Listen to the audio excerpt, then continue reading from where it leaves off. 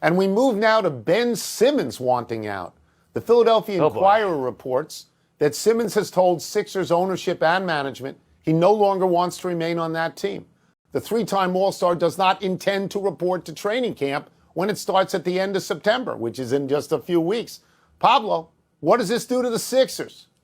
So this is the next logical move in this chess game. I'm not surprised by this. The Sixers are not surprised by this. This has been very, very thinly veiled, the idea that Ben Simmons wanted out of Philly. And the only leverage, of course, that he has, and he's represented, by the way, by Clutch, that is the agency most famously associated with LeBron James. The only move he has is to not show up. So what do you do if you're the Sixers? If I'm Daryl Morey, Tony, I am not doing anything. What happened here is that leverage has been destroyed by the fact that Ben Simmons wants out, and now everybody knows it and wants no part of this team. So what do? You have to say, or pretend at least, like you're going to be patient, like you're willing to play games without him, because otherwise you're getting, 65 cents on the dollar for a guy who's a 25-year-old three-time All-Star.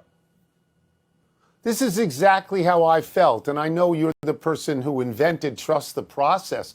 Here's what they have from Trust the Process. They had 83,000 number one draft picks, and now they have one. They have Joel Embiid, who they're going to pay $50 million a year to play about 50 to 55 games. If Simmons doesn't show up, what are they going to get for him?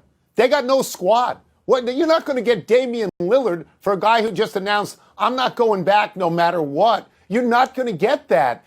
The amount of money that Simmons just cost the 76ers is amazing. He went to the floor. People are going to offer John Wall for him. You're not, tell me I'm wrong. What are you getting for this guy? No, Tony, I just want to point this out because you're not wrong. What they need to do now is wait out the Blazers and wait out maybe the Warriors into a package that they like with a third team involved. But here is why we're here, because I'm going to blame Joel Embiid here, the guy you just mentioned.